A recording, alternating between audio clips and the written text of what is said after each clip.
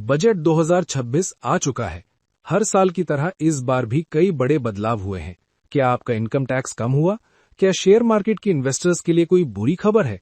और content creators के लिए सरकार ने क्या खास पिटारा खोला है?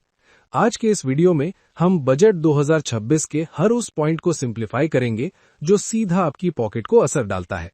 चलिए शुरू करते हैं। सबसे पहले बात करते हैं देश की सेहत यानी फिस्कल डेफिसिट की।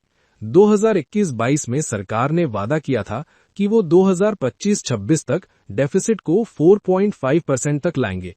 खुशी की बात यह है कि हमने टारगेट को बीट कर दिया है और अब हम 4.4% ऑफ जीडीपी पर हैं।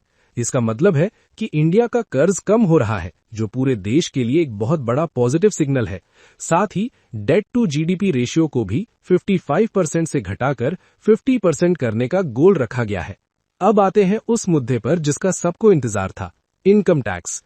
बैड न्यूज दोस्तों, अगर आप उम्मीद कर रहे थे कि टैक्स स्लैब्स में कोई बदलाव होगा या डिडक्शन बढ़ेगी, तो यहां थोड़ी निराशा हुई है। इनकम टैक्स लिमिट्स में कोई भी रिलीफ नहीं दी गई है। न्यू इनकम टैक्स एक्ट, लेकिन 1 अप्रैल 2026 से एक नया इनकम टैक्स एक्ट लागू हो जाएगा। फॉरेन ट्रैवल और एजुकेशन, एक बड़ा रिलीफ यहां है। फॉरेन पैकेजेस, एजुकेशन और मेडिकल ट्रीटमेंट पर जो टीसीएस 5% लगता था, उसे अब घटाकर 2% कर दिया गया है। हेल्थ क्लेम्स, एक्सीडेंट से जुड़े मेडिकल क्लेम्स को अब टैक्स एग्जेम्प्ट रखा गया है।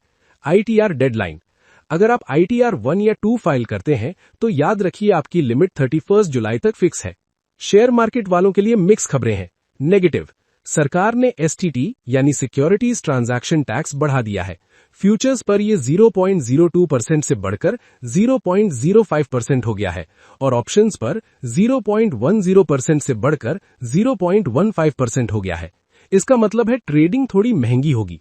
पॉजिटिव, शेयर बायबैक पर अब कैपिटल गेन्स टैक्स लगेगा, जो पहले के कॉम्प्लिकेटेड कैलकुलेशंस के मुकाबले एक पॉजिटिव कदम माना जा रहा है।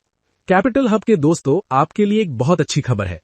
कंटेंट क्रिएटर्स, बजट में कंटेंट क्रिएटर्स पर काफी फोकस किया गया है। देश के 15,000 स्कूल्स में लैब्स बनाई जाएंगी जो खास तौर पर कंटेंट क्रिएशन के लिए होंगी। स्टार्टअप्स और एमएसएमई, स्टार्टअप्स के लिए 10,000 करोड़ का ग्रांट और एमएसएमई के लिए 10,000 करोड़ का ग्रोथ फंड अनाउंस किया गया है। ईज ऑफ डूइंग बिजनेस पर भी काफी जोर है।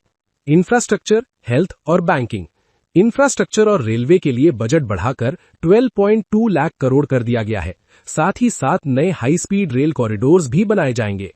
हेल्थ, डायबिटीज को एक बड़ी चुनौती मानते हुए 10,000 करोड़ का एलोकेशन बायोफार्मा शक्ति के लिए किया गया है। बैंकिंग, सरकार ने बताया कि 98% विलेजेस अब बैंकिंग से जुड़ चुके हैं और आगे के लिए एक नए हाई लेवल कमेटी की घोषणा की गई है। तो दोस्तों, ये था बजट 2026 का निष्कर्ष।